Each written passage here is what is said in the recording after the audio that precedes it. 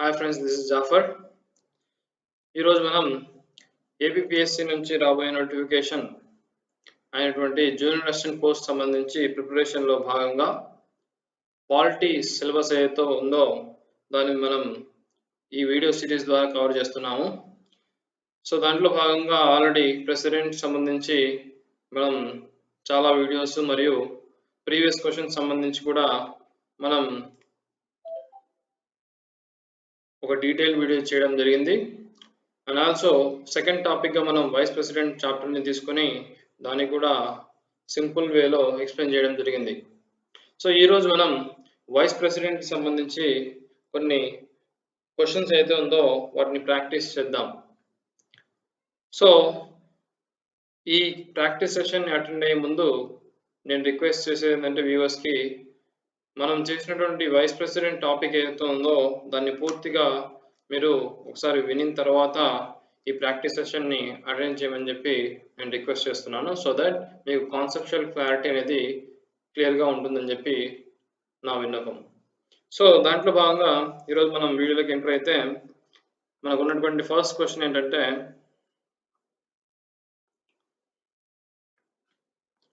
the first question is the ex officio chairman of the Council of the States.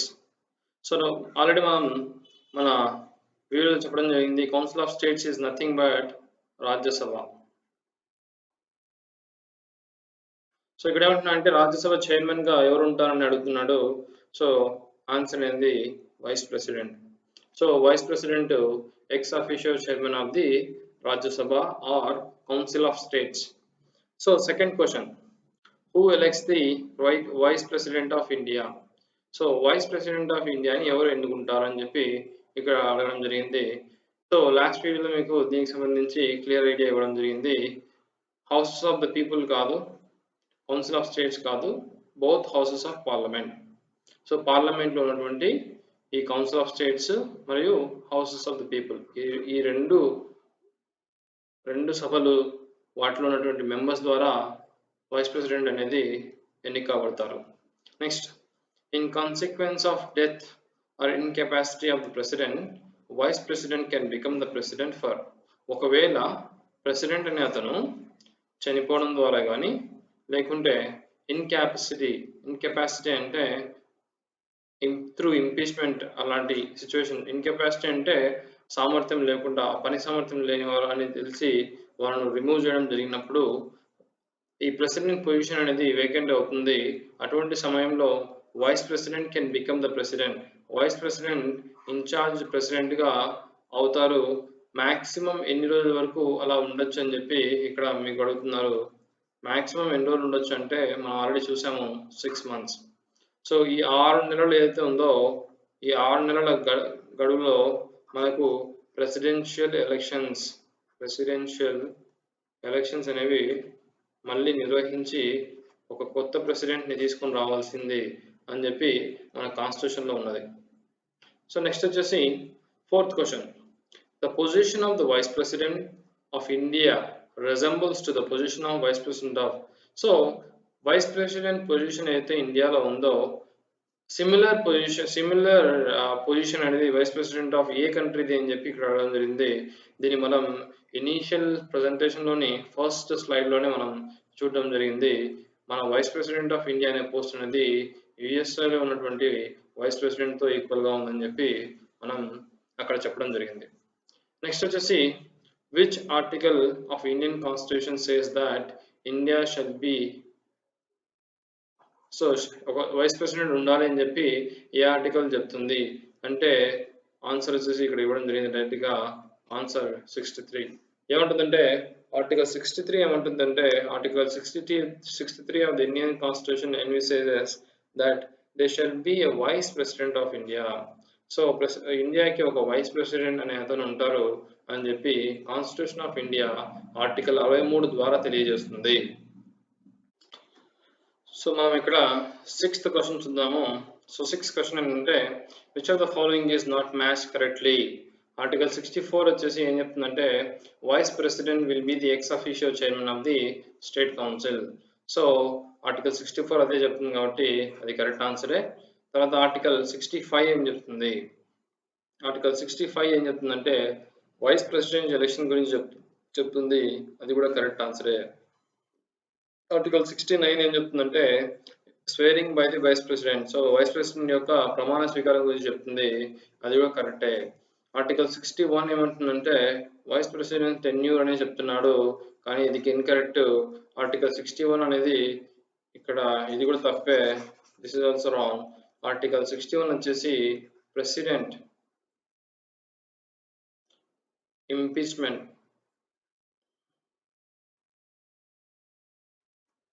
Process గురించి article 61 చెప్తుంది. So ఇక్కడ not matched correctly అనేది అడిగాడు కాబట్టి answer D అనేది correct అవుతుంది. Next, which of the following statement is fall? The current salary of the vice president is 1.25 lakhs per month. While acting as caretaker president, the vice president does not act as the chairman of Rajya Sabha. ఇది correct చెప్పాము. So ఎప్పుడైతే మనము vice president caretaker president అవుతారో అప్పుడు ఏమన్నామంటే రాజ్యసభ ఏదైతే ఉందో ఆ రాజ్యసభలో చైర్మన్ పదవి ఎవరు నిర్వహిస్తారంటే డిప్యూటీ చైర్మన్ ఎవరైతే ఉన్నారో అతను చైర్మన్ గా తన పదవిని నిర్వహిస్తాడని చెప్పి మనం ఆల్రెడీ మన వీడియోలో చెప్పుకోవడం జరిగింది. Next, vice president may be reelected on his post. ఇది కూడా మనం చెప్పుకున్నాము. వైస్ ప్రెసిడెంట్ పోస్ట్ అనేది ఎన్నిసార్లైనా కూడా ఎన్నిక కావచ్చు అని చెప్పి మనం మన వీడియో ద్వారా చెప్పడం జరిగింది. The post of vice president of India has been taking from constitution of the France. ఇది కరెక్ట్ కాదు, కాన్స్టిట్యూషన్ ఆఫ్ ది యుఎస్ఏ అని చెప్పి మనం చెప్పుకోవాలి. సో ఇక్కడ అడిగింది the following statement is a statement false అని అడిగాడు. సో అందుకు ఆన్సర్ డి అనేది కరెక్ట్ అవుతుంది.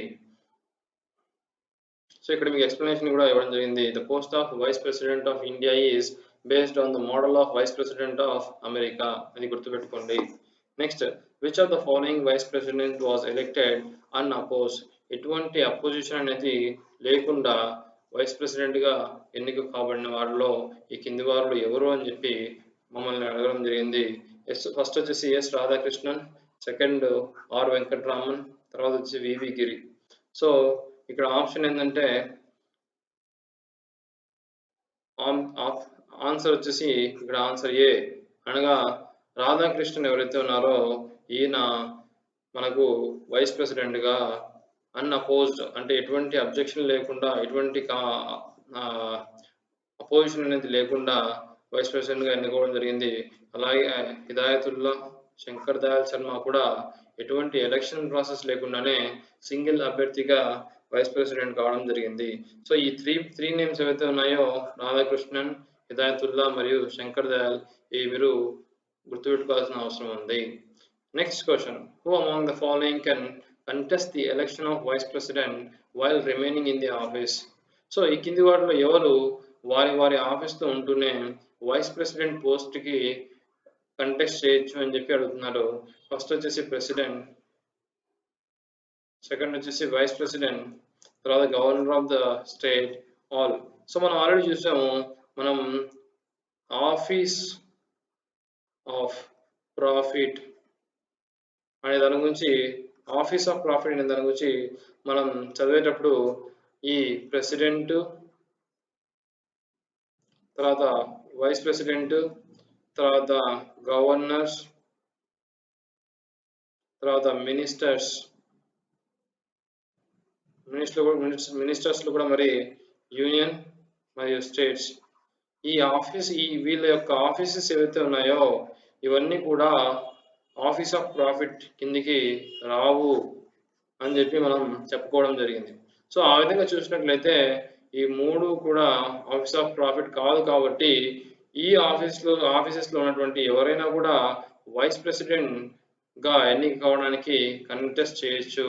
కాబట్టి answer all is the answer. So దానికి సంబంధించి ఎక్స్ప్లెనేషన్ ఇక్కడ ఇవ్వడం జరిగింది, మీరు చూసుకోవచ్చు. Next, how can the vice president be removed from the post? So vice president ని తొలగించాలంటే ఏం చేయాలి? ఇది కూడా మన వీడియోలో క్లియర్ కట్ గా ఎక్స్ప్లెయిన్ చేయడం జరిగింది. సో ఏం చేస్తారంటే మనం ఆల్రెడీ తెలపడం జరిగింది, ఒక వైస్ ప్రెసిడెంట్ని రిమూవ్ చేయాలంటే రాజ్యసభలో ఒక రెజల్యూషన్ అనేది అబ్సల్యూట్ మెజారిటీతో పాస్ కావాలి. అలాగే లోక్సభ కూడా అప్రూవల్స్ అనేది ఇవ్వాలి అని చెప్పాము. అలాగే 14 days ఆఫ్ ప్రయర్ నోటీస్ అనేది కూడా ఇస్తామని కూడా చెప్పడం జరిగింది. సో ఇక్కడ చూస్తే how can vice president be removed అంటే ఇక్కడ ఫస్ట్ ఆప్షన్ వచ్చేసి by the full process of impeachment process అనేది ఓన్లీ ప్రెసిడెంట్కి కానీ వైస్ ప్రెసిడెంట్కి ఉండదు. నెక్స్ట్ వచ్చేసి Rajya Sabha can remove him by passing resolution with absolute majority but consent of the Lok Sabha is necessary. ఇది మనకు కరెక్ట్ ఆన్సర్ అవుతుంది. బోత్ ఏ అండ్ బి కాదు, నన్ ఆఫ్ ద కాదు. So answer B is the correct answer. Next వచ్చేసి ఇక్కడ explanation కూడా ఇవ్వడం జరిగింది, మీరు చూసుకోవచ్చు. What conditions should be met for a candidate to become vice president? Candidate should not hold office of profit, ఇది correct అండి. Candidate should not be a member of any house of parliament. So parliament లో ఒక సభ్యునిగా ఉంటూ vice president కావచ్చా అంటే ఇది correct కాదు. Parliament లో ఉన్న మెంబర్షిప్ ని కోల్పోయి అంటే అక్కడ నుంచి పూర్తిగా బయటకు వచ్చి వైస్ ప్రెసిడెంట్ కి కంటెస్ట్ చేయొచ్చు. కాబట్టి ఇది కూడా ఇది should not B member of correct, ఇది కూడా షుడ్ నాట్ బి అన్నాడు కాబట్టి ఇది కూడా కరెక్ట్ అవుతుంది. Candidate may be member of state legislature అంటే స్టేట్ లెజిస్లేచర్ గా ఉంటూ వైస్ ప్రెసిడెంట్ గా కావచ్చా అంటే ఇది కూడా కరెక్ట్ కాదు. స్టేట్ లెజిస్లేచర్ నుంచి కూడా బయటకు వచ్చేయాలి. బయటకు వచ్చేసిన తర్వాత ఈ రాజ్యసభకు సంబంధించి మెంబర్షిప్ పొందడం కోసం కావాల్సిన అర్హతలు అతను కలిగి ఉండి ఆ ప్రీ రిక్వజిట్ ఏవైతే క్వాలిఫికేషన్ క్రైటీరియా ఉందో అవన్నీ మ్యాచ్ అవుతా ఉంటే అప్పుడు అతను వైస్ ప్రెసిడెంట్ గా ఎన్నుకోవడానికి అవకాశం ఉంటుంది. సో ఈ రెండు కరెక్ట్ కాబట్టి ఓన్లీ ఏ అండ్ బి అనేది కరెక్ట్ అవుతుంది. Next, which of the following statement is false అన్నాడు. The vice president's powers are similar to the speaker of Lok Sabha as the speaker of the house. So ఇది కరెక్టే అండి, మనం already చూడడం జరిగింది. ఎలాగైతే మనకు లోక్సభలో మనకు స్పీకర్ ఉంటారో యాజ్ చైర్పర్సన్ గా, మనకు రాజ్యసభలో మనకు వైస్ ప్రెసిడెంట్ చైర్మన్ గా ఉంటారు. సిమిలర్ పవర్స్ ఉంటాయని చెప్పి మనం వీడియోలో కూడా చెప్పడం జరిగింది. కాబట్టి ఫస్ట్ ఆప్షన్ కరెక్ట్. సెకండ్ వచ్చేసి vice president can act as a caretaker president for a maximum of 1 year. 1 year అంటే 12 months, కానీ మనకు యాజ్ పర్ కాన్స్టిట్యూషన్ అన్నది 6 months మాత్రమే. సో ఈ 6 months లోపల ప్రెసిడెంట్ కి సంబంధించినటువంటి ఎలక్షన్ ప్రాసెస్ జరిగి కొత్త ప్రెసిడెంట్ రావాల్సి ఉంది. కాబట్టి ఈ 12 months ఏదైతే 1 year అంటున్నాడో this is a false information. So ఇక్కడ స్టేట్మెంట్ ఫాల్స్ అడిగారు కాబట్టి మనకు వేరే ఆప్షన్స్ కూడా లేవు కాబట్టి డైరెక్ట్ గా మనం ఆన్సర్ బి టిక్ చేసేయచ్చు. Next, who investigates all the disputes related to vice presidential election? మనం ఆల్రెడీ చదవడం జరిగింది. ప్రెసిడెంట్ కానీ వైస్ ప్రెసిడెంట్ సంబంధించి ఎలక్షన్ ప్రాసెస్ లో ఏవైనా డిస్ప్యూట్స్ ఉన్నట్లయితే అవి పూర్తిగా సుప్రీంకోర్టే తేల్చుతుంది. కాబట్టి ఇక్కడ ఆప్షన్స్ ఏమి ఇచ్చాడంటే పార్లమెంట్ ఇచ్చాడు, కరెక్ట్ కాదు. సుప్రీంకోర్టు కరెక్ట్ అవుతుంది. ఎలక్షన్ కమిషన్ కూడా కరెక్ట్ కాదు. So answer is B. Next వచ్చేసి who among the following has never been vice president of India? ఈ కింది వాటిలో ఎవరు వైస్ ప్రెసిడెంట్ గా అసలుకే లేరు అని చెప్పి అడుగుతున్నారు. ఇది మెమొరీ బేస్డ్ క్వశ్చన్ అండి. జస్వంత్ సింగ్ అనే అతను, ఇక్కడ మీరు చూసినట్టు ఎక్స్ప్లెనేషన్ చూస్తే Jaswant Singh had fought against Hamid Ansari in vice president election in 2012 but defeated. కాబట్టి Jaswant Singh is the correct answer. So ఇవండి ఈరోజు మనం వైస్ ప్రెసిడెంట్ కి సంబంధించినటువంటి కొన్ని ఇంపార్టెంట్ క్వశ్చన్స్ ని ఇక్కడ మనం డిస్కస్ చేసుకోవడం జరిగింది. సో ఇదే విధంగా ఫ్రెండ్స్, మనం ప్రతి ఒక్క టాపిక్ కూడా ఇండియన్ పాలిటీలో మనం క్లియర్ కట్ గా మీకు ఎక్స్ప్లెయిన్ చేసి తర్వాత వాటికి సంబంధించినటువంటి క్వశ్చనర్ అనేది ఇంకొక వీడియో ద్వారా చేయడం జరుగుతుంది.